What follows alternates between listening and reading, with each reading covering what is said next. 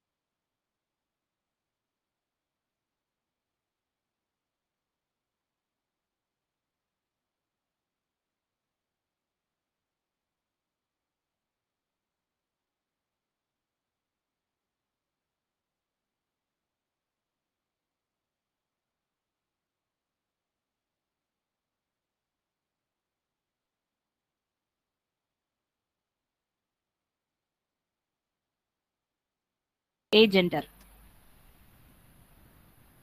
and our cisgender, the question that we asked in our pre-assessment form, and the most common term, cisgender. Cisgender is defined as a person whose gender identity aligns with the sex assigned at birth. Okay, so I told you to remember the gender identity, right? So, gender identity is a person's expression and experience of their gender. So, a person whose gender identity aligns with the sex assigned at birth is called as sex cisgender. It means a person might have been assigned as male at birth and their gender identity is also male. Then that person is called as cisgender. So from this, you can derive the definition of transgender. Transgender is a person whose gender identity does not align with sex assigned at birth. A person whose gender identity does not align with gender assigned at birth. So this is the definition of transgender person. Means the gender identity, that is the expression or experience of gender or the internal knowledge of gender, does not match with the gender assigned at birth.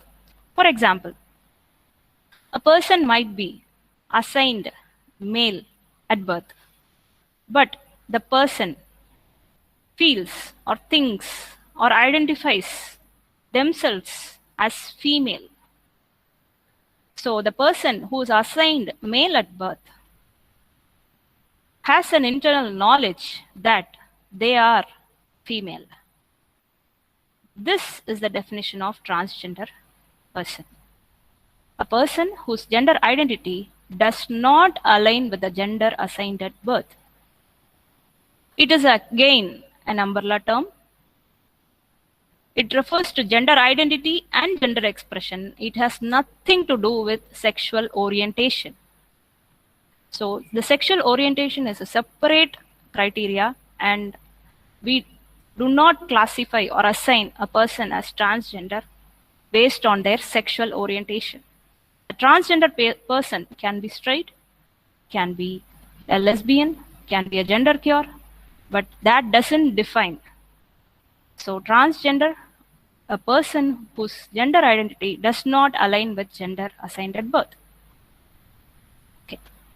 A transgender man, as I told you, a person assigned female at birth who identifies as a man. So the birth assigned sex is female, whereas the gender identity is male. Transgender woman, a person assigned male at birth and who identifies as woman is called as transgender woman.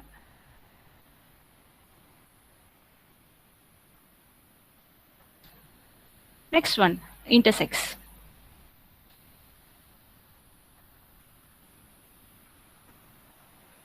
Individuals who develop atypically in regard to some or all aspects of their biological sex. So here I have highlighted the word develop atypically of their biological sex. What does that mean? The biological sex will be different, whereas their development will be different. This is based on chromosomal, hormonal, gonadal, or genital factors. So the definition for intersex, individuals who develop atypically in regards to some or all aspects of their biological sex. Okay, so the most famous question, what is the difference between transgender and intersex? So I told you, intersex, the reproductive anatomy or genes will not be fitting the typical definition of a male or female, and this will be discovered at birth. Okay, so the reproductive anatomy or genes that don't fit typical definitions of male or female. Whereas in transgender, they'll be typically fitting to a male or female. Okay, so the body or the reproductive anatomy and genes will match a typical male or female. But the issue there is the gender identity, not the reproductive anatomy or genes. So that is a basic difference between intersex and transgender. So intersex, the reproductive anatomy or genes may not fit typical male or female, whereas in transgender, they'll be born with reproductive anatomy and genes that will fit a typical male or female, but their gender identity will be different. So transgender deals with gender identity. It is the internal knowledge that is the concern here. The internal knowledge of one's own gender identity, not the reproductive anatomy or genes. So this is a very important difference between intersex and transgender. Then gender incongruence. Again, from the term, the incongruence between a person's own experience or gender identity and birth assigned sex. That is called as gender incongruence. Incongruence between gender identity and birth assigned sex. So this gender incongruence can be social or physical. Social incongruence is the incongruence between a person's gender identity and the societal norms, that is, the gender identity and the gender that others recognize on the basis of person's birth assigned sex. Whereas the physical incongruence is between a person's gender identity and their primary or secondary sexual characters. So gender incongruence can be social or physical. So gender incongruence is the difference or the incongruence between the gender identity and the birth assigned sex. So this is gender incongruence. What is gender dysphoria? Gender dysphoria is gender incongruence which is lasting for more than 6 months. So it is an incongruence between one's gender identity and assigned gender lasting for 6 months. So this gender dysphoria comes under DSM-5. So there are some 10 criteria to assign somebody as gender dysphoria. I have mentioned it in the material that I have provided. You can just refer. And the person to be called as having gender dysphoria must have at least 6 of those criteria for the last 6 months to be termed as gender dysphoric. So it is an incongruence between the gender identity and gender assigned at birth. Next one is gender transition. A person's adaptation of characters that they feel match their identity. It can be social, physical, psychological, legal, and aesthetic. Gender affirmation. It refers to an interpersonal interactive process whereby a person receives social recognition and support for their gender identity and expression. So the gender adaptation a person does to receive social recognition and support is called as gender affirmation. So there are few adaptations like social affirmation, changing one's name and pronouns; legal affirmation, changing the gender markers on one's legal documents; medical affirmation, undergoing medical treatment like pubertal suppression or gender affirming hormones; surgical affirmation like vaginoplasty, facial feminization surgeries, breast augmentation, masculine chest reconstruction. All this comes under gender affirmation. And another term, cross-dressing. So the old term for cross-dressing was transvestite, which is outdated and considered to be offensive. Cross-dressing is nothing but wearing of clothes typically associated with another gender. It's not a disorder, it's just an action or a behavior.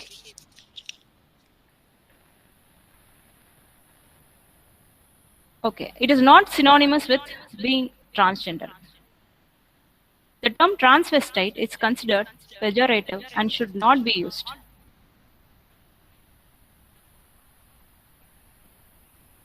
Okay, so certain terms should not be used, right? So which terms you should use to refer to someone you just met?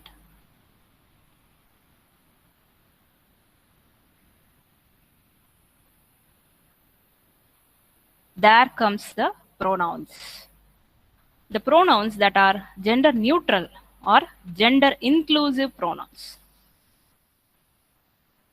What are gender neutral or gender inclusive pronouns? The pronouns that are neutral to any gender, whereas it also includes all genders. Such pronouns are called as gender neutral or gender inclusive pronouns. A pronoun which does not associate with a particular gender with the individual who is being discussed, whereas it includes all the genders. The words that don't specify whether the subject of the sentence is a female or a male. That is called as gender neutral or gender inclusive pronouns. What are those pronouns?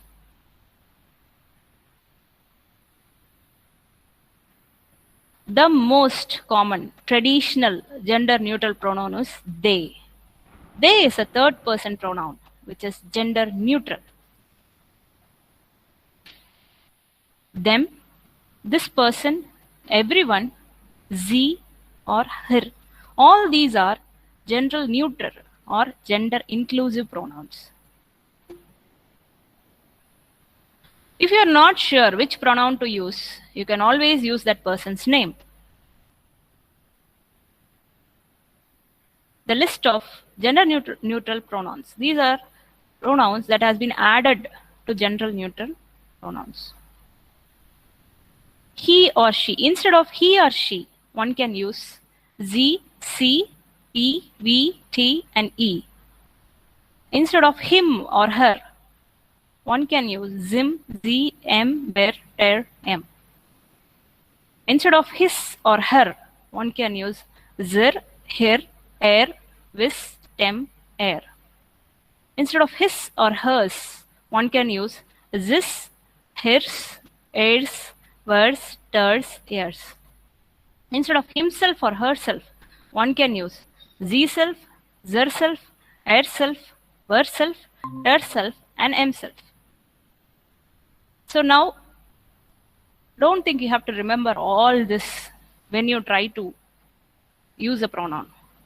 The most commonly used pronoun is they, them, themselves, that person. So here are some examples how to use a pronoun. When you meet someone, you can talk like this. I spoke to the lawyer and they said they did get back to me. So we always think they refers to a plural, whereas here they is a gender neutral pronoun. Instead of saying or assuming that the lawyer is a he or a she, use they. I spoke to the lawyer and they said they did get back to me. I think someone left their laptop behind. Instead of using I think someone left her laptop behind or I think someone left his laptop behind, you can use I think someone left their laptop behind. Who is in charge of the batch? I'll email them. Instead of who is in charge of the batch, I'll email him or I'll email her. Use I'll email them. Hello தம்பி வணக்கம். வணக்கம். சொல்லு சந்திரமோகன். போன வாரம் ஞாயிற்றுக்கிழமை அடிக்கிறீங்க. சொல்லு வேலையா இருந்தேன் மறந்துட்டேன். சொல்லு. Okay, how to learn someone's pronouns? Can we go and ask someone directly, tell me your pronouns? No, we cannot do that. That is disrespectful. When you first meet someone, don't ask about their pronouns. Don't ask them whether are you a she or a he or a they. What you can do is introduce yourself with your pronouns. Like, hi, I'm Neetu and my pronouns are she or her. In this way, you are allowing the person to share their pronouns and not forcing them to. So do not directly ask a person their pronouns. So introduce yourself with your pronouns so that they will also be sharing their pronouns, but not forcing them. Even if they don't share their pronouns, you can use they, them, themselves, as well as you can use their name. So in the gender neutral pronouns, you should use it with care. Avoid asking for preferred pronouns. So do not go and ask them, what are your preferred pronouns? Because it implies that someone's gender is a preference. As well as using the gender neutral pronouns does not require much effort on your part, but it can make a huge difference in creating a warmer, more inclusive environment for everyone. Next one, what to avoid. So we saw what pronouns to use. Now, what should not be used? What to avoid? What are the offensive or outdated terms and phrases?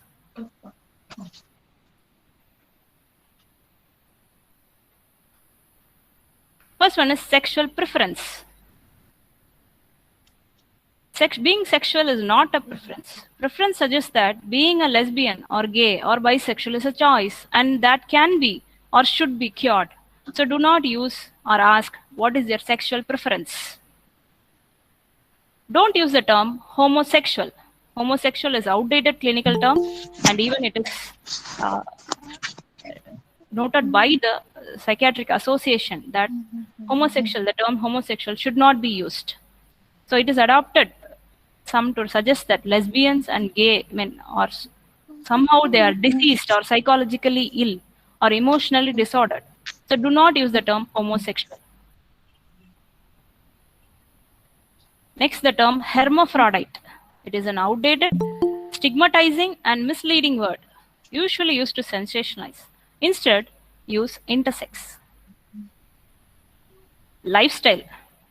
Do not say a transgender lifestyle, a lesbian lifestyle, a gay lifestyle. No. Owning a recreational vehicle or supporting a sports team is a life cycle, not being a LGBTQ. There is no single lesbian lifestyle, gay lifestyle, or bisexual lifestyle. Do not use the word lifestyle. That is. Avoid the term transvestite. Transvestite was the ancient term for cross-dressing. Do not use the term. It is derogatory and outdated. So it actually describes the fetish behavior involving dressing in the clothing of a particular gender. Instead, use cross-dressing. Okay. Few other terms to avoid, and what to avoid and how you can modify it or use these. Avoid biologically male, biologically female. Instead, use assigned male at birth, assigned female at birth. Avoid she male, he, she, or it.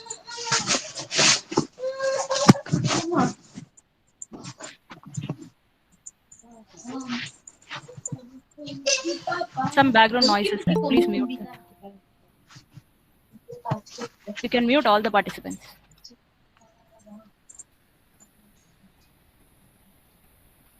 Okay, sorry for the interruption. Yes.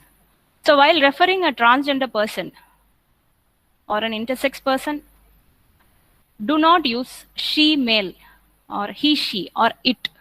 It is very disrespectful to use such terms. Instead, use them, they, their, everyone, that person.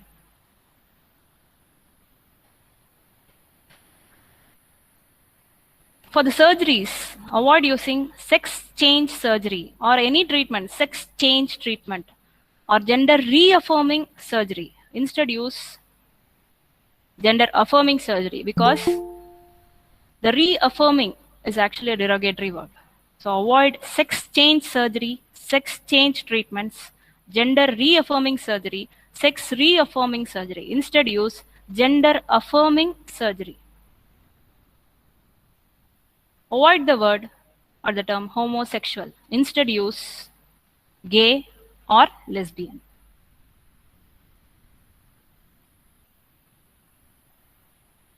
Avoid the term transgendered or trans. Instead, use transgender. Avoid the term trans man, trans woman. Here, trans is an adjective and man is a noun. Do not combine the adjective with the noun. There should be a space in between the adjective and the noun. So you should refer or use while writing trans space man, trans space woman. So with this, we are going to finish today's session. So let's have a small summary of what we went through so far. Gender identity refers to an individual's sense or knowledge of their own gender. It could be male, female, girl, boy, as well as other genders. So you can see here in this picture, they have shown the gender identity in the brain area. It is the internal knowledge. The second one is sexual orientation. Sexual orientation refers to who you are attracted to physically, emotionally, romantically. Based on sexual orientation, there are many types like heterosexual, lesbian or gay, bisexual, pansexual, asexual. Next, gender expression. The expression is how a person expresses or communicates their gender to the society. The last one is biological sex, which is also the assigned sex. This refers to the label given at birth based on genitalia and other factors like hormones and chromosomes. So if you see here, there is no binary in all this. There is no classification as just male and female. There are so many other entities. So if you had noted my first slide, my first slide was this quote: "The living world is a continuum in each and every one of its aspects," by Dr. Alfred Kinsey. What I meant to say is, if you see this picture, it starts from a female to a male. So if you see, many pictures are there. What I would like to say is, the sex, the gender identity, sexual orientation, everything is a spectrum. If you see, there is no delineation as male and female. It is a spectrum between male and female. So you can see this is a spectrum, sex spectrum, gender identity spectrum, gender expression is a spectrum, gender orientation is a spectrum, sexual orientation is a spectrum. This is what I wanted to say. There is no binary male or female. All these entities are a spectrum. Let us understand and embrace that the gender, the sex is a spectrum. Take home message: we need a lot of research, more knowledge, and a lot of awareness on this topic so that we can provide a better transgender healthcare. With this, I'm finishing my talk. Thank you for this wonderful opportunity. Thank you all. Thank you, Dr. Divya, for enriching us with the information.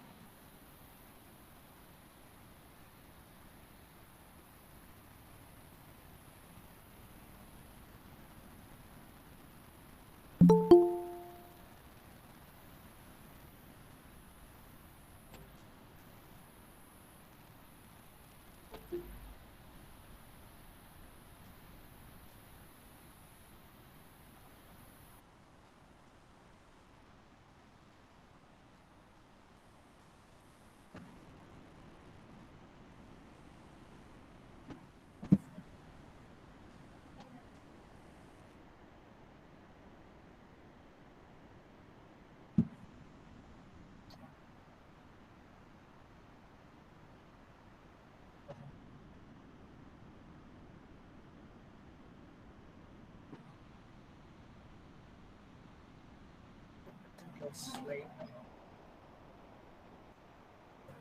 Slideshow.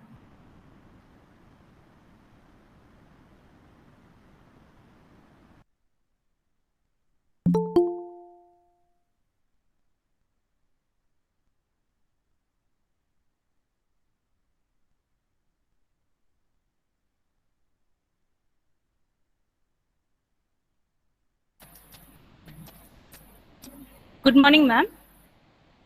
I wholeheartedly welcome our Dean Madam, Dr. Maragadamani Ilangovan ma'am. She was busy with the inspections in the morning. She would like to share a few words to us. I welcome you, ma'am. Ma'am, you are muted, ma'am.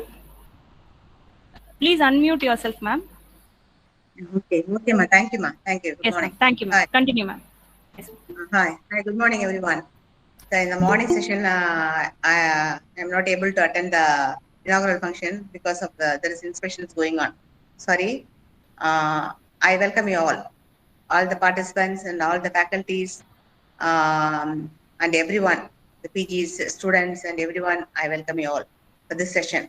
In this pandemic, this is national conference on transgender physiology organized by the Department of Physiology and Dhanlakshmi Srinivasan Medical College and Hospital.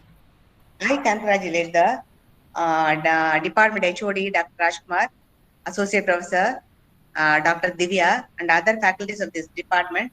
I congratulate and appreciate your effort taken by you The and light organize this of the meeting world, in this the pandemic beacon in the situation. dark, and the hope that gives us strength to survive Then, is our teachers. all the PGs Today and we celebrate Teachers' Day. CRRAs On and this students beautiful make use of this occasion, I take the conferences opportunity and to convey my wishes update your to knowledge. all the teachers who Best have wishes given to the impeccable Department of contribution Physiology. in shaping Thank us. you, one and all.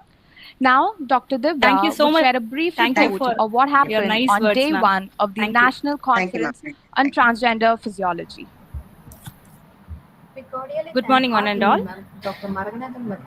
So we are here in day 2. I would like to present the rapporteur report for day 1. So the sessions, our conference began with the Tamil Thai Vartha, followed by welcome address by Dr. Rajkumar, HOD, Department of Physiology, Dhanalakshmi Srinivasan Medical College. It was followed by our first session by me, introduction to history, terms and concepts. So, introduction to the history, ancient roots of transgender medicine, various terms, definitions, concepts, gender neutral pronouns, what to use, what not to use, what to avoid, were all discussed. The first session was followed by inauguration of the conference by our Dean Madam. So the inauguration of the conference was done by our Dean Madam, Dr. Maragadamani Ilangovan, Professor, Surgery Department. So it was followed by the second session. Session on genetics. Till the next presentation, genetic makeup of some cisgenders or questions and transgender related to the topics. Difference between cis and transgenders, or you can even share your suggestions. Genetic testing methods, genetic variations, as well as phenotypical manifestations in genetic variations were discussed. This session was followed by transgender anatomy by Dr. Rajita Vanga. Any questions about the points that were discussed during the session was male to female reproductive anatomy, more neuroanatomical changes, hormonal profile. She also added a note on post-surgical anatomy in transgenders. The session was followed by souvenir release, and then the next session was reproductive physiology by Dr. Madhavan. Dr. Madhavan enlightened us about male to female transition, female to male transition, various management options, effects of hormonal therapy. Actually, we'll be sharing you the souvenir as well as fertility issues with all the summary of all the presentations that is going to happen. The session as well as some additional information so that you can there was a lunch break, which was followed by you can refer it anytime after the Dr. Banu also. So the souvenir will be various aspects of transgender brain as it will be was discussed as and all also between we have requested male female brains to share the PowerPoints so that variations in transgender if you had missed something due to network Madam updated us with the research provide you with research options that available in the refer transgender brain as well as the past, I'll be sharing you and future the PowerPoint shortly of the neuro physiological approach towards transgender brain. This session was followed by the session on the psychiatric aspects of gender incongruence by Dr. Shivasailam. Here, they spoke about the diagnosis of gender dysphoria, various management options of gender dysphoria. This session was followed by research, the past, present and future research in transgender medicine by Dr. Aparna. Dr. Aparna enlightened us with the history of research, the past mistakes in the research area, the grey areas, lacunae, as well as future research options in transgender medicine. So with that, we winded up yesterday's session.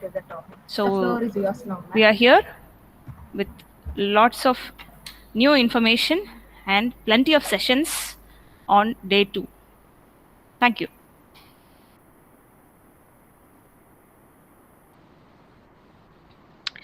It's not the appearance, but the heart and soul that defines. In a fight for equality between two genders, the third one remains forgotten or unnoticed. Good morning, respected speakers and the audience. I'm GK Anjali, and I feel privileged to welcome you all on behalf of Dhanalakshmi Srinivasan Medical College, Perambalur, to the second day conference on transgender physiology. I welcome A all the participant eminent Lavanya speakers AV is and guests presenting. from Please all over the stop country screen who have sharing. joined us to share their knowledge Your phone is visible. and vast Please stop experience with the screen medical share. community.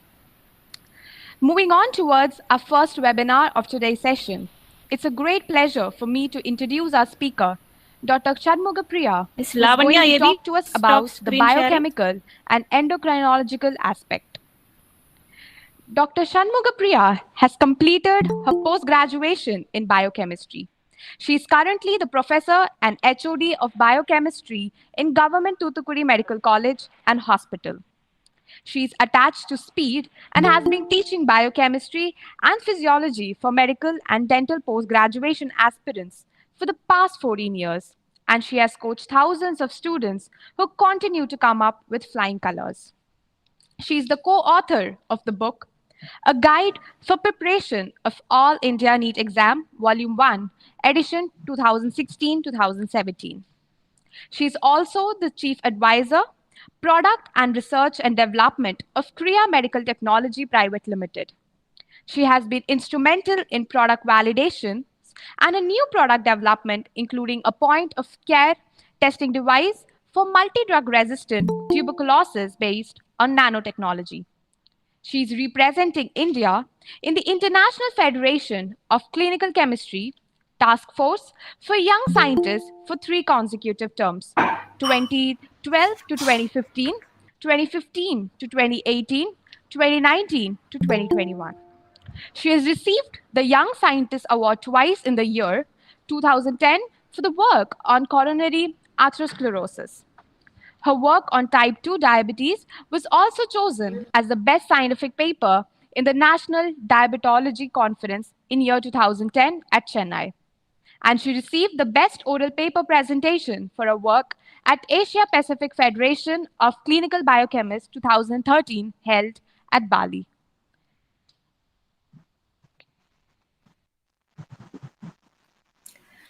Thank you for that introduction. Am I audible? Yes, ma'am, you're audible. Thank you. So I'll share my presentation now.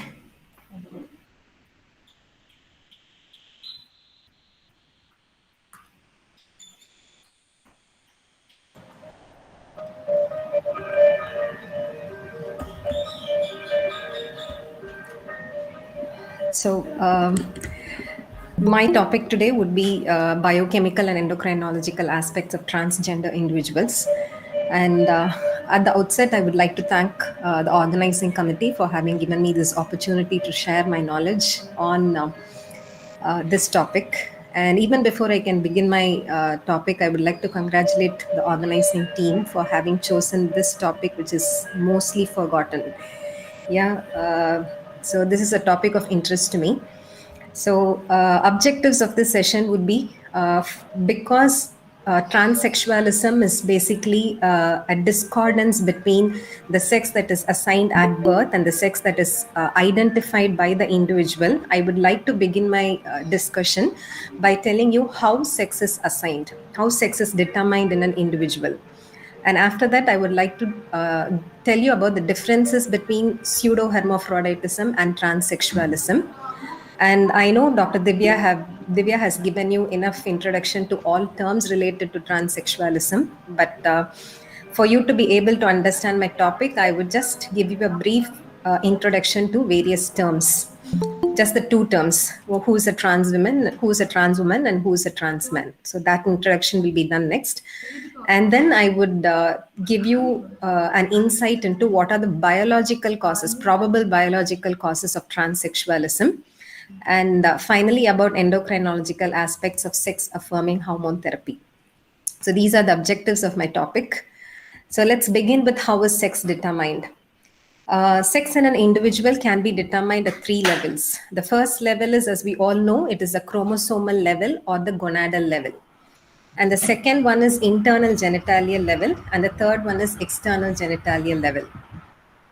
So first about chromosomal or gonadal level. Am I audible? Yes, ma'am, ma'am. you're audible. Yeah. So first at the chromosomal or gonadal level, one second. So first at the chromosomal or gonadal level, if a person has got XY chromosome, then the sex determining region of Y chromosome, yeah, the sex determining region of Y chromosome produces a protein, and that supports medullary development of primitive gonad to Yes, form ma'am, you're testis. audible. And if testis is developed, then we know the primitive germ cells will get converted to spermatogonia. And on the other hand, we know testis has got Sertoli cells and interstitial cells of Leydig. Now, what is the role of Sertoli cell? It starts producing Mullerian inhibitory substance. And this Mullerian inhibitory substance inhibits the development of paramesonephric duct system. We know if paramesonephric duct system is allowed to develop, that would form an uterovaginal canal. So if Sertoli cells are formed, that forms Mullerian inhibitory substance, and that inhibits paramesonephric duct system development. And interstitial cells of Leydig will start producing testosterone. And this testosterone supports mesonephric duct system development. Okay, so if a person has got Y chromosome, because of which if medulla develop into testis, then that person is called as a male. And in which case, if paramesonephric duct system does not develop, and if mesonephric duct system develops, that person is called as a male. And if testosterone is formed, we know testosterone in the presence of 5-alpha reductase gets converted to dihydroxytestosterone. And this dihydroxytestosterone supports male type of external genitalial development. Yeah, in which case, you know, the gonadal and the urethral opening open to the exterior through a common pore. So in that case, you will call it as male type of external genitalia. So this is how a male sex is determined.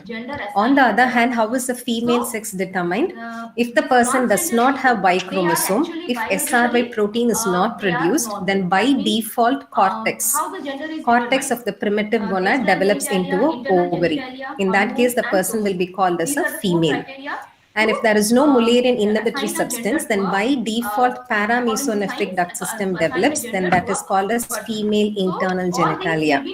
And if there is no dihydroxytestosterone which specifies the external genitalial development, by default external genitalia will be of female type. Okay, so the summary here is male sex determination is going to be an active process. It has to be specified by androgen. On the other hand, female sex determination is going to be a passive process. If it's not specified by androgen, everything by default becomes a female. Okay. Now, what is hermaphroditism and what is transsexualism? Hermaphroditism is difficulty in assigning sex. Yeah, hermaphroditism is difficulty in assigning sex, whereas transsexualism is there is no difficulty in assigning sex, but there is a discordance between the assigned sex at birth and the sex that a person identifies himself or herself with. Now, what are the types of hermaphroditism? There are two types. One is true hermaphroditism, the other one is pseudo hermaphroditism. As we all know, causes of true, I mean, it's very rare. True hermaphroditism causes are very rare. Mosaicism of cells containing XX and XY chromosome would result in true hermaphroditism. Whereas pseudo hermaphroditism are relatively common, and this is of two types. One is male pseudo hermaphroditism, the other one is female pseudo hermaphroditism.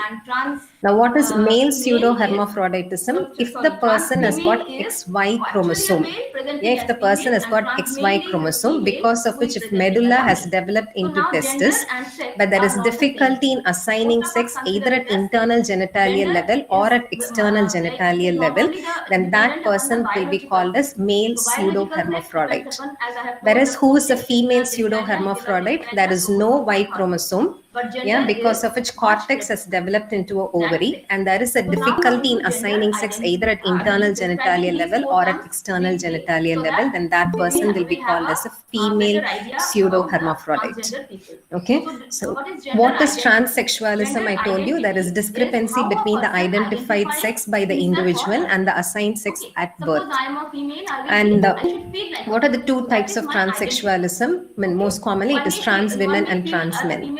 And who is a trans woman? Yeah, trans woman is a person who's assigned as a male at birth, but who has identified oneself as a woman. Right? Trans woman is a person who's assigned as a male at the time of birth, but the person has identified oneself as a female. That person will be called as a trans woman. And who is a trans man? The assigned sex at birth is a female, but the person has identified oneself as a male. And between the two, which is more common? Yeah, we know trans women are more common. Initially, I thought, before I started referring to many articles, I thought there is a psychological basis behind trans women being common. Maybe I find more trans women in the public, or there is a psychological reason behind it. But many research articles have proven that there is an increased prevalence of trans women over men, and it's anywhere between 4:1 or 3:1. And it's not a psychological reason behind why trans women are more common. It's a biological cause for why trans women are more common. Because based on what I told you previously about sex determination, for a person to be identified as a male, for a person to be identified as a male, it has to be an active process. It has to be specified by the male sex hormone androgen.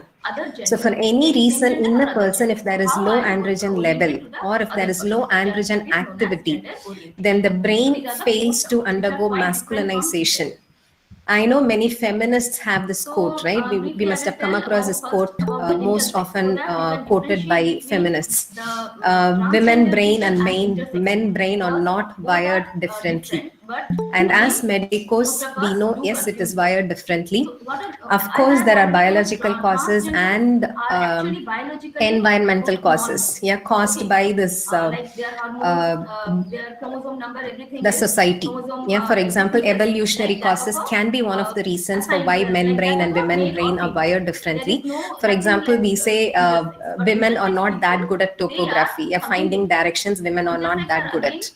And that, I would say, is an evolutionary modification and a biological cause attached to it. Evolutionary is because all along women were never allowed to go alone. So they were always accompanied by a man, either in the form of a father or a husband or a partner or as a brother. So they did not have to use their topographical knowledge to find out a location. So that part of the brain in us in women might have got involuted. But then what is proven now is there are biological causes. Brain gets specified by hormones, and brain gets wired differently in a man and in a woman. And of course, it can be tuned later on because our brain is plastic. Okay, so for a person's brain to be masculinized, it has to be specified with androgen.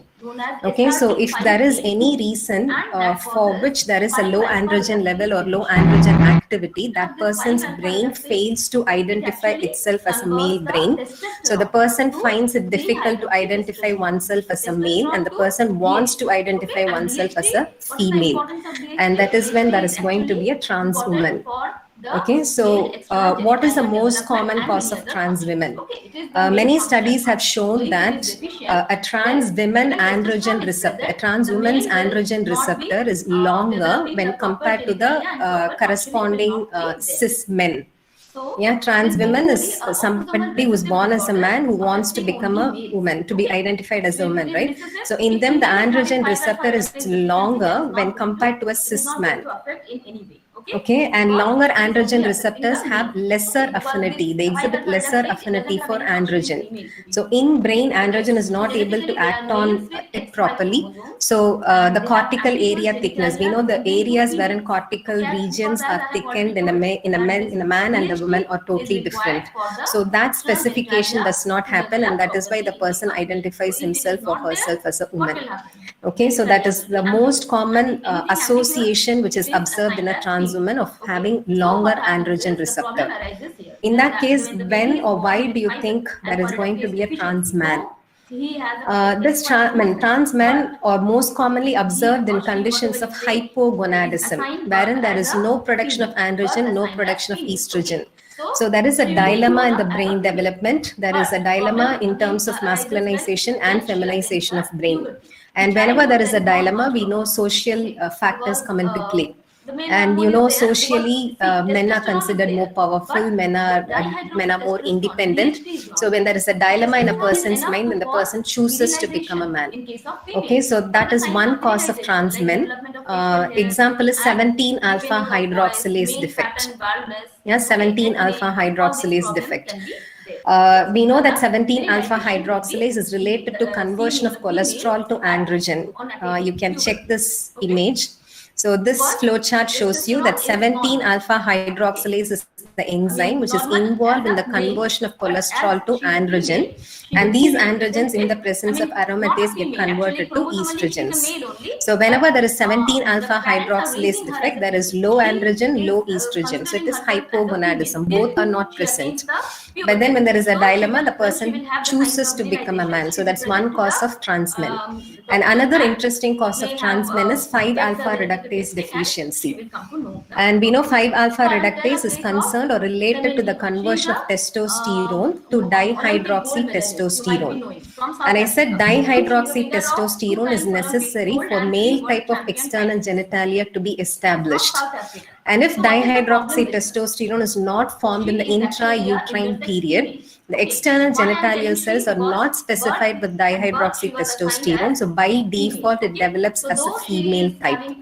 So at the time of birth, the child has got a female type of external genitalia. So the assigned sex at birth, assigned sex at birth would be female. Reduced level of dihydroxy. Okay, but internally there is testosterone, and this testosterone causes masculinization of brain. So the person would want to identify himself, would want to identify oneself as a male. So this would be a female child which has got an interest in all male gender roles. And what happens interestingly is around puberty. Around puberty, when there is excess testosterone and testosterone spikes, this testosterone starts acting on the external genitalial cells, and it starts supporting male type of external genitalia to get established around the age of puberty. So penis development is observed around the age of puberty. So this is called as penis at 12 syndrome. Okay, so an adolescent adolescent person who's raised as a female wants to be treated as a male.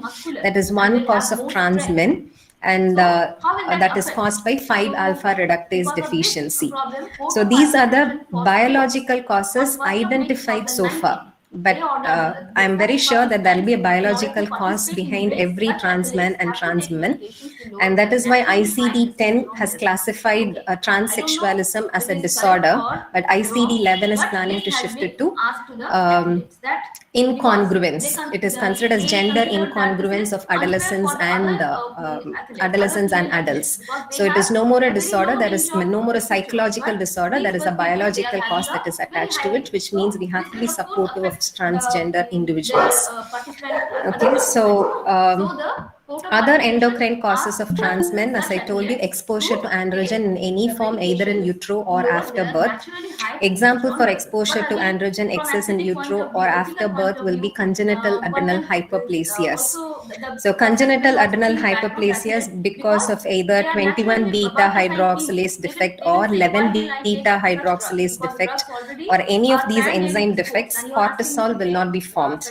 When there is no cortisol, there will be feedback stimulation of ACTH, and this ACTH causes adrenal cells to undergo hyperplasia. That is why the name congenital adrenal hyperplasia. And additionally, ACTH will stimulate adrenal cortical cells to take up excess cholesterol. Now the excess cholesterol is diverted towards forming testosterone. Okay, so in this case, in congenital adrenal hyperplasias, there is exposure to androgen in excess in utero and after birth. Okay, so this is again a cause of transgender. What is it? Okay, so because the brain gets masculine, this is not a cause of trans men, it's a cause of transgender because they are getting exposed to androgen in excess in utero and after birth, and that causes masculinization of brain. Okay. So I was telling you that we have to be supportive of them, in the sense we have to help them in gender affirming therapy. So from now on, this topic will be oriented towards the endocrinological aspects of gender affirming hormonal therapy. And I would like to begin with what is the hormonal therapy that is done for trans women. For trans women, as expected, for a person to be identified as a woman, the person should have estrogen therapy. So what is used in this case is an estrogen derivative along with cyprotron acetate. And estrogen derivative that is used is estrogen valerate. And estrogen valerate can be given as a dose of 4 milligram daily, or it can be given as an IM injection 20 milligram weekly. Okay. And what is preferred these days, more than oral or IM, what is preferred these days is a transdermal patch of 150 microgram of estradiol valerate. Okay, transdermal patch is better for one reason, which I'll tell you later. And this estradiol has to be accompanied by an anti-androgen, right? Because for a person to be identified as a woman, it's not just enough that the person gets estrogen. The person has to be also under something which inhibits androgen's action. So the anti-androgen that is most commonly used is cyprotron acetate as 50 milligram daily dose. A word about cyprotron acetate: it is a progestogen anti-androgen. Why do I say it's a progestogen? Because it's an analog of 17-hydroxyprogesterone. Dr. Sylvie? It's an analog of 17-hydroxyprogesterone. That is why it is a progestogen anti-androgen. So how does it act as an anti-androgen? Because it blocks androgen receptors. That is one mechanism of its action. The other mechanism of its action is it is found to even decrease androgen levels in a person.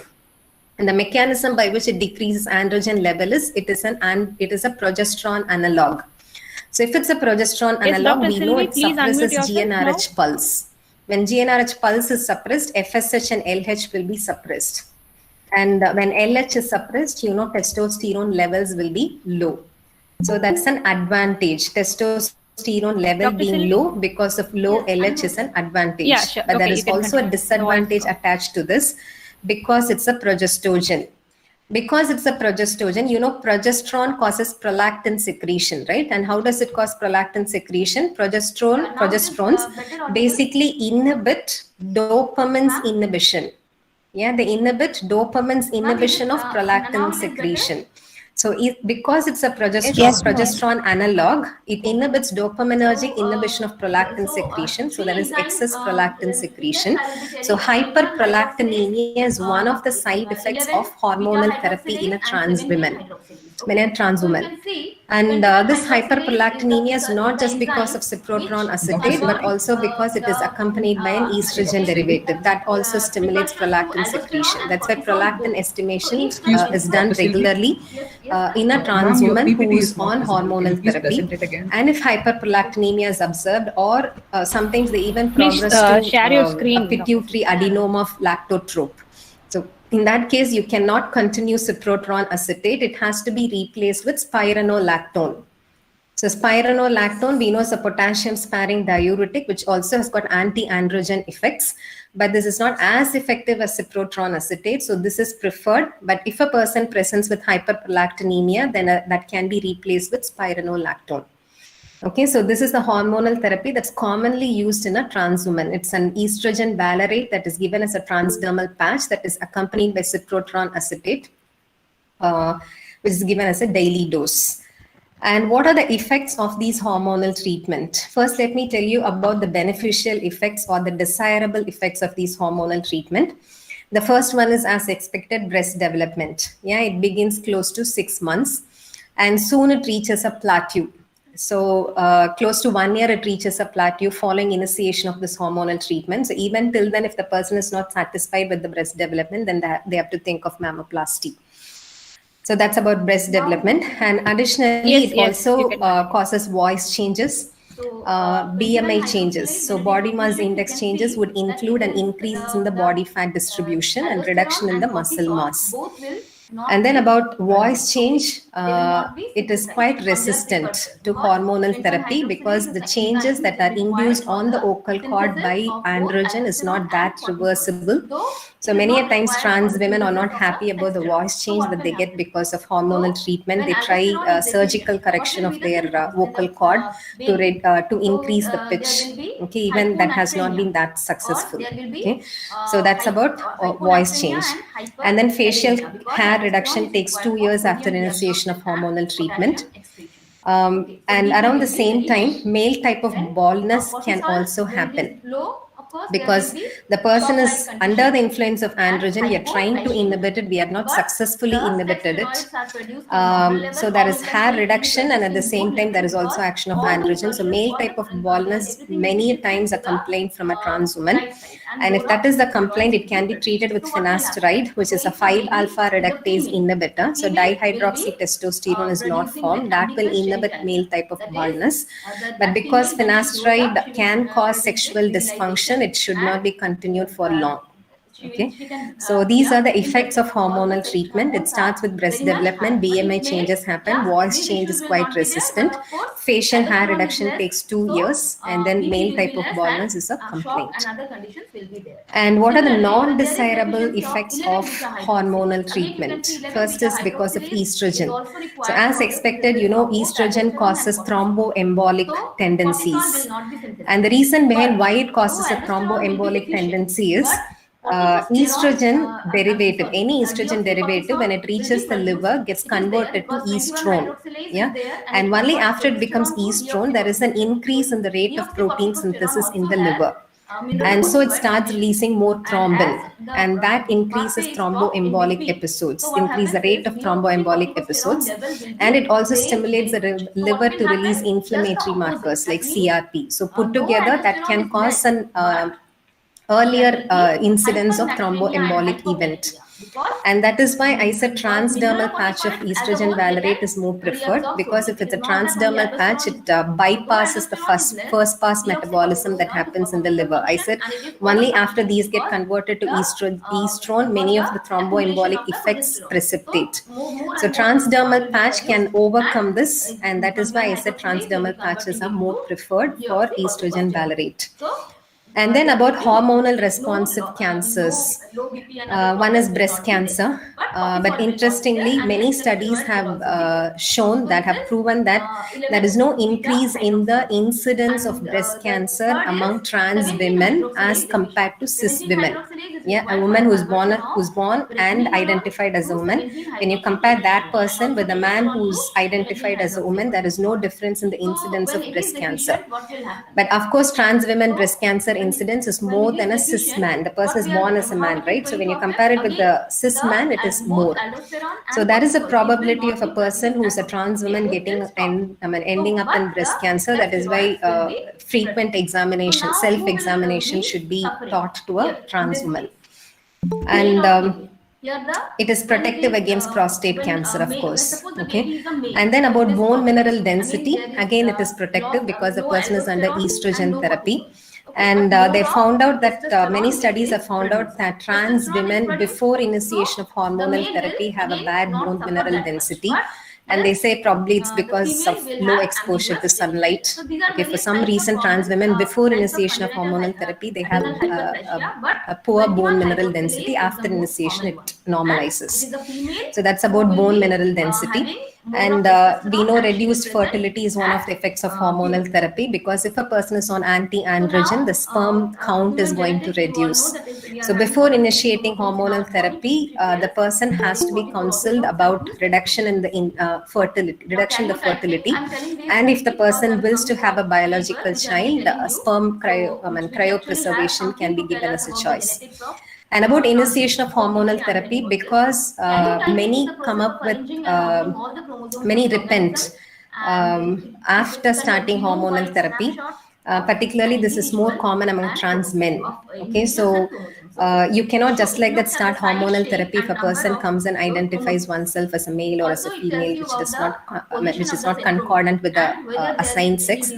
They say there should be a proof or an evidence for consistent sexual I mean, You can see the last displeasure. I mean, they should show that dysmorphia. pairs They should show of features of human dysmorphia chromosomes. consistently for more than Type. 6 months, and there should Now, also be an few other, evidence for problems ability to who are also give an present informed as consent. interface, you can So say, only after both these with are such type of proved, issues like hormonal Stargardt treatment syndrome, can be XO. initiated. You can see And the before initiation of genotype, hormonal they are treatment, they having should only also be one X consulted chromosome. about reduction in So, fertility, and if they this wish, is what is you the can give an problem here. option You of can see short stature, sperm reducing of neck, cryopreservation. broad chest, So and that's white about face reduced tissue, fertility. cubitus valgus. And these are the They have a problem and undesirable they have a effects. streak ovaries. So These are the undesirable effects of hormonal treatment. And then, as I told you, hyperprolactinemia. That is why they should be continuously monitored for prolactin levels. And if there is an elevation, as I told you, citrotron acetate should be replaced with spironolactone. So these are some of the typical. Now, about hormonal treatment of transgender men. We know for a person to be identified as a man, the person has to be specified with androgen. So androgen esters, testosterone esters in the dose of 75 milligram weekly can be provided, can be injected. But these days we also use long-acting testosterone derivatives. Underconate, testosterone underconate can be given either oral or subcutaneously. But they proved that subcutaneous testosterone underconate has got more effect in increasing the testosterone levels. But when it is a subcutaneous injection or any form of injection of testosterone underconate, we should be very careful about pulmonary oil microemboli. It is associated with pulmonary oil microemboli because testosterone underconate is in an oil suspension form. So this should not be given when they are not supervised.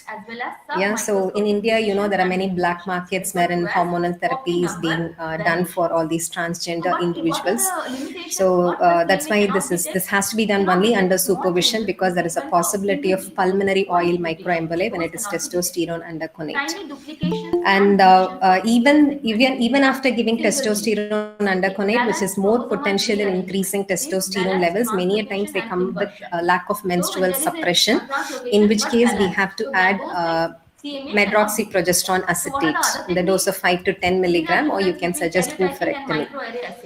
And GnRH analogs are also available for transgender men in either case, but they are costly.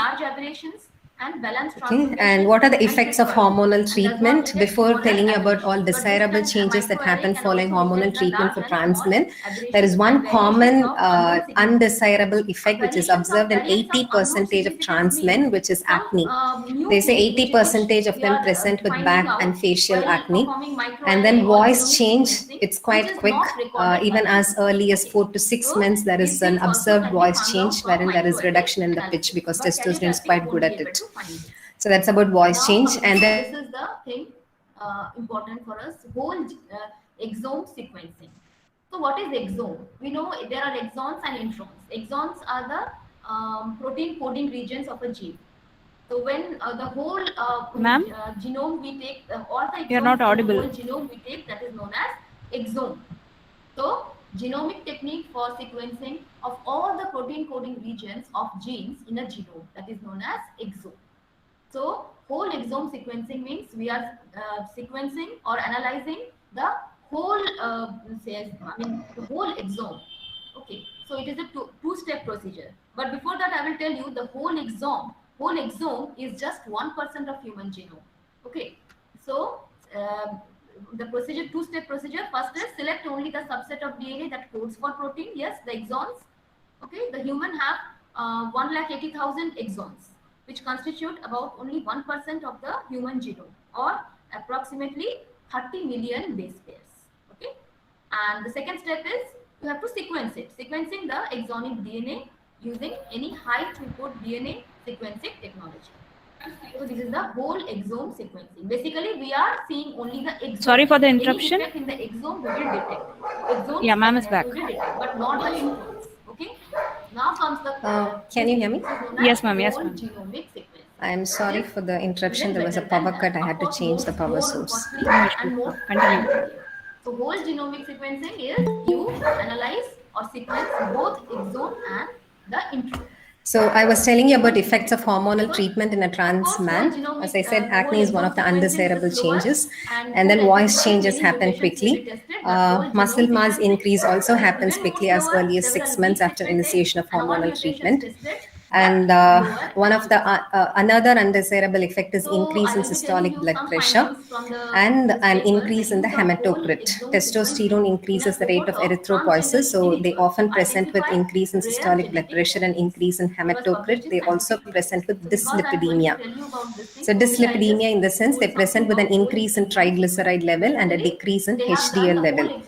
And interestingly, in spite of testosterone causing all these aberrant changes, undesirable changes in blood pressure and in terms of dyslipidemia, none of the studies, even 10-year, 14-year follow-up studies, have not found any increase in the rate of MI or stroke in trans men individuals. And one probable explanation for that is probably does not include older men, right? Because all these hormonal treatment and effective monitoring, all these would have started only recently. So none of these studies include older individuals. That can be the cause for we not being able to find out if there is an increase in the increase in a coronary vascular event or a cardiovascular event. That's agreed by almost all studies which I referred to. And then apart from this, because androgen is going to be a suppressant of GnRH, there will be a decrease in FSH and LH. And then brain changes. As I told you, as I've been always telling you, masculinization of brain. Yeah, so there is an increase in the gray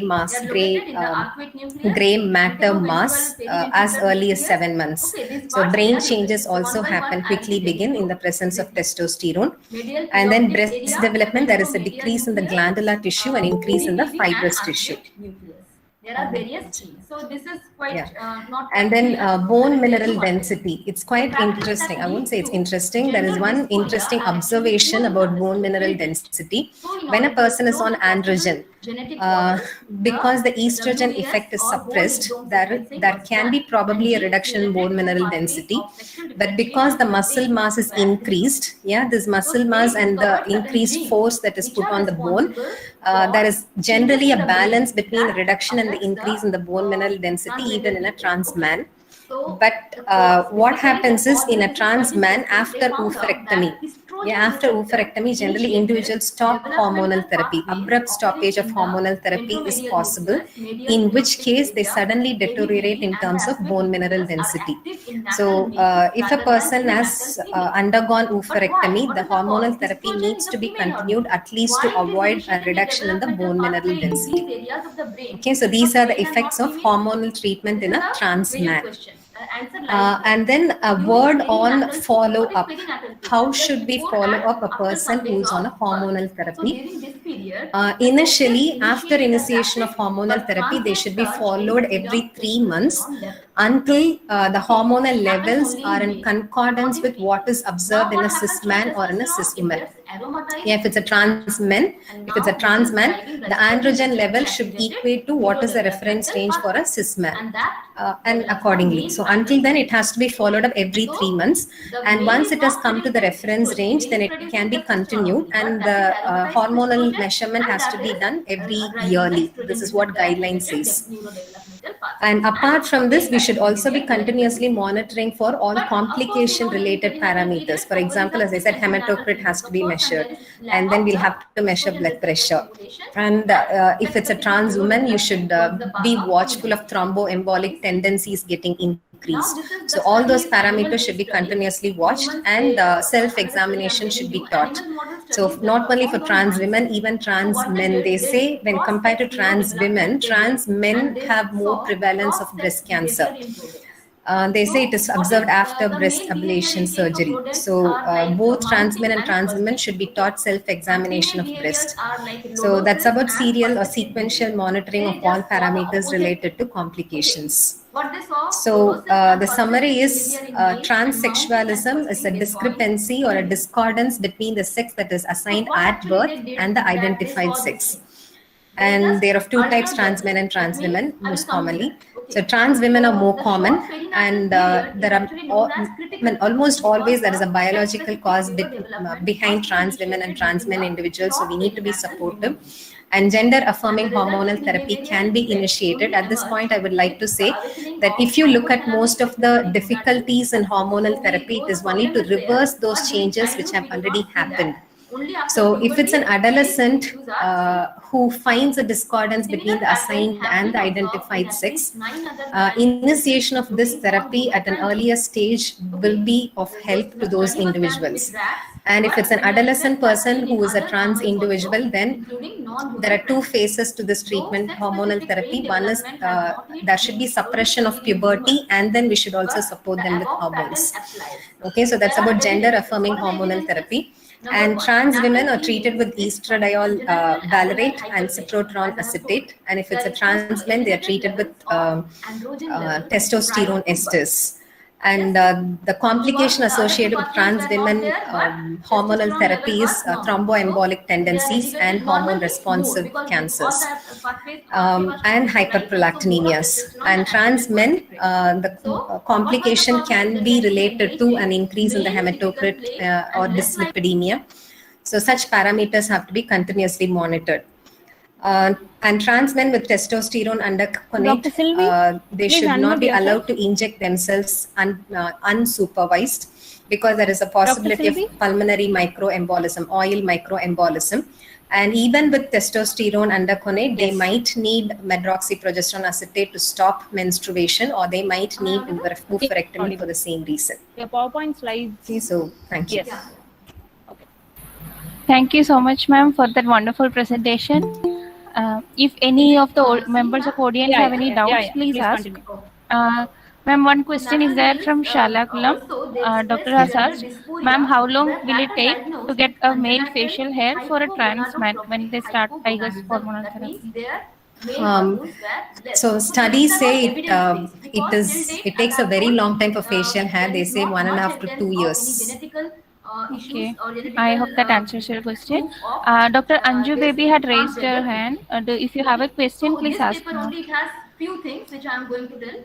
So now already I have told how estrogen receptor is how the estrogen receptor it is activating the various brain centers in case of male. So one by one, there is no response. Thank you so much for the wonderful session, ma'am. We hope to see such sessions more from you. Thank you, ma'am. Cyclooxygenase 2 activity. I hand over to our anchors for introducing the next speaker. Then what happens? There is increased mobilization. Thank you very much, ma'am, for sharing your deep knowledge. Your session was full of enthusiasm and valuable. And that leads to Ladies and gentlemen, we are having a great opportunity to listen to the words by a great knowledgeable speaker, Dr. Neera Jadhav, who will be talking about sexuality. Dr. Neera Jadhav pursued degree of MBBS and DGO from MS University, Baroda. He is a renowned gynecologist in Rajkot and currently practices at Sayog Hospitals, Rajkot. He is currently the chairperson of Sexual Medicine Committee, the Federation of Obstetric and Gynecological Society of India, FOXY, and the vice president of Rajkot Menopause Society. Dr. Jadhav has also held the position of West Zone Coordinator, FOXY, Adolescence Committee 2016 to 2019, Joint Secretary, Rajkot Obstetric Society 2013 to 2015, President of Rajkot Obstetric Society 2015 to 2017. He has been the organizing committee member, IMA Rajkot 2015, organizing chairperson, West Zone Yuva Foxy 2016, organizing chairperson, Midterm Society of Obstetric Gynecologists Gujarat State 2016. What happens is she will show male pattern behavior. Okay. Now, what they found? Hello. Total 9 genes. Yes, sir, you're audible. You can start, sir. Variants by Thank you for your kind introduction. were identified that May I could share my affect this screen? pathway. Yes, sir. So, in the table, these genes were there, but it was not that clear. So, I'm telling you here. SPHK1. SPHK1 is a gene that modulates COX-2 acetylation in neuron. DNER, it mediates neuron-glial interaction And there are also 7 other genes implicated in dendritic formation, arrangement, and arborization. So here you can see the same thing, medial preoptic area.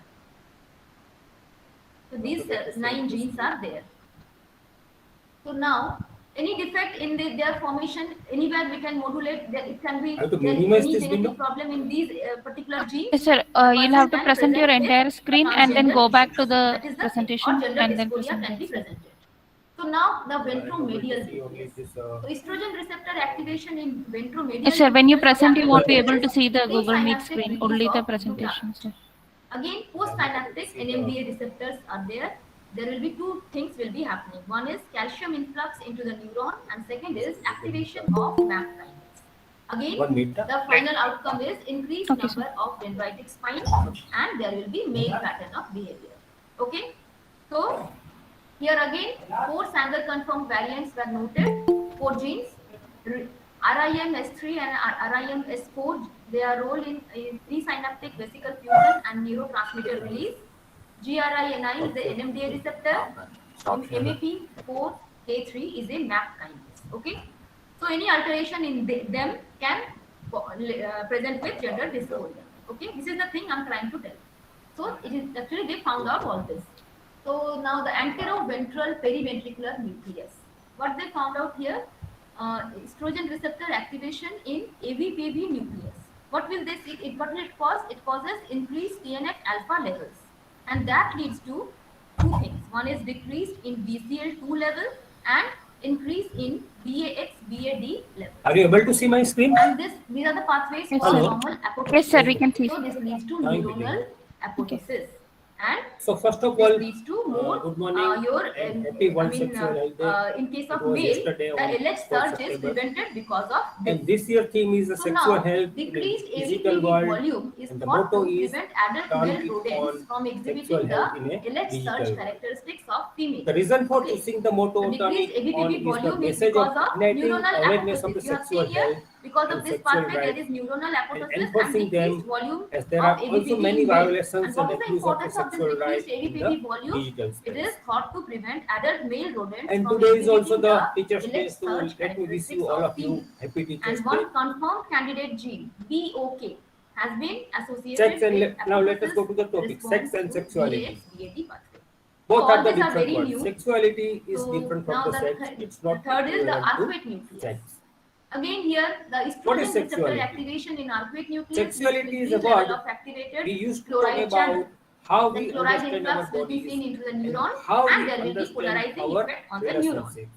GABA These A understandings receptor. include Okay. all aspects GABA of A who receptor is we a are, bidirectional chloride our channel values present on the cell and membrane our of beliefs, developing neuron. our bodies, What it causes, when it desires, is activated by relationships, GABA, it allows gender, chloride to flow and down our its thoughts and concentration feelings gradient towards about the all equilibrium, of leading these. to neuronal depolarization. Because our sexuality What is that made up causes, of this so leads many to different opening of the components, N-type voltage-gated our calcium understanding channels. of our own So sexuality calcium is enters into the neuron ever-changing and it caused and the unique to each phosphorylation of the person. CREB.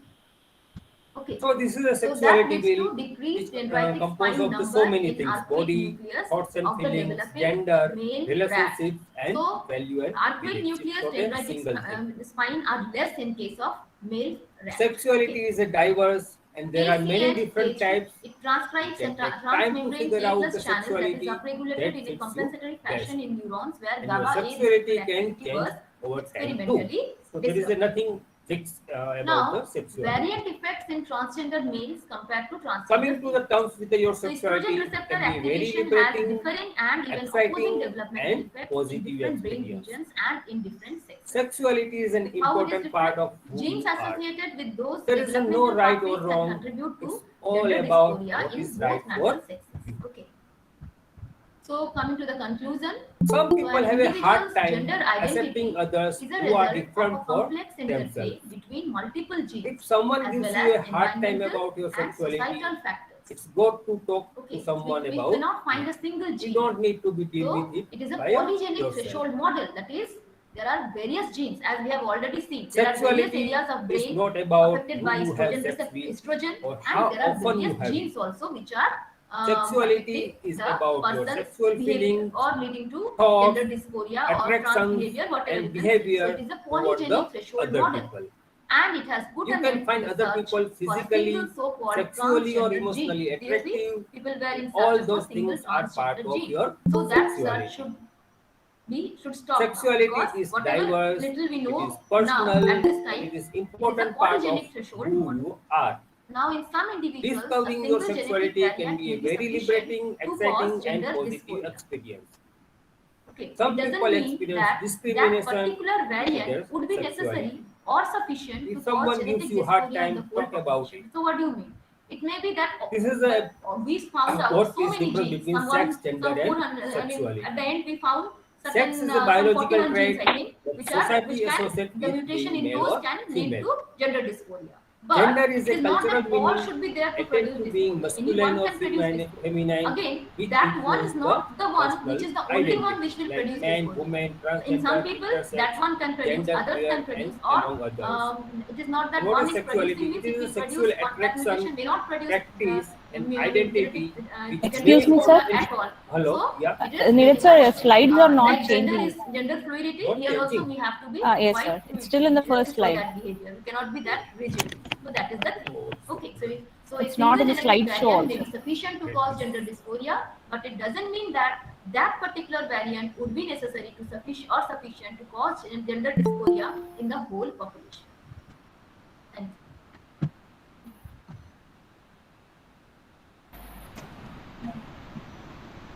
That was a wonderful presentation, Dr. Sylvie. Thank you. Thank you, Dr. Sylvie Banerjee, for enlightening us in the aspect of transgender genetics.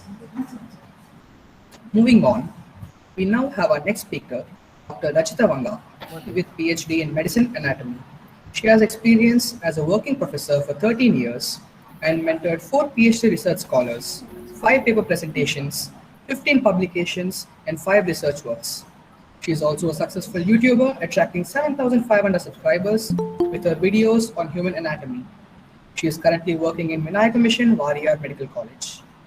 Anatomy is literally and figuratively the backbone of medicine.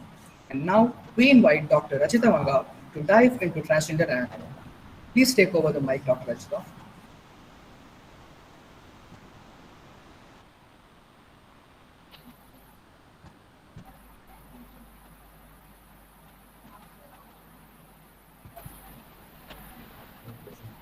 Is it sending now? Yes, sir. Yes, sir. Okay. Can you make it as a slideshow, Dr. sir? Rachita? Yeah.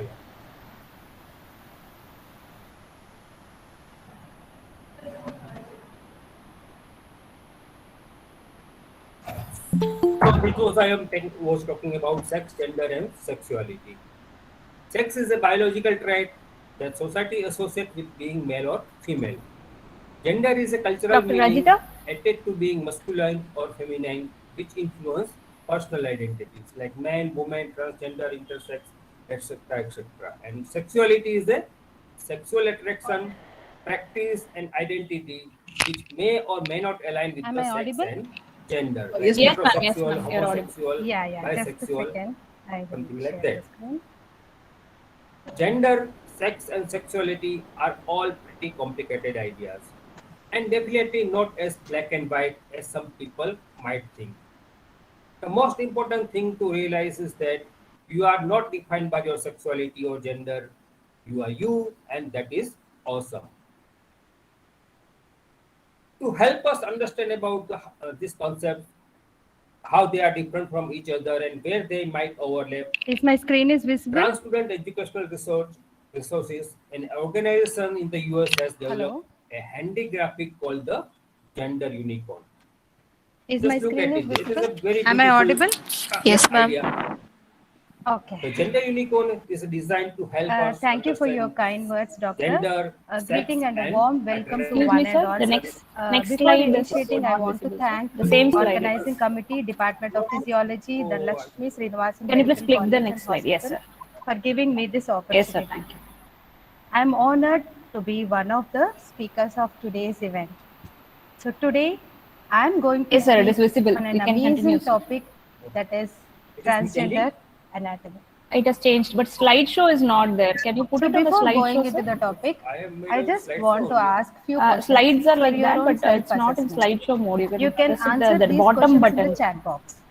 The third one. So the first question Yeah, here yeah. is, Yes. trans woman is female by birth, male by birth, both male and female by birth, Still not in or full neither mode? female or female.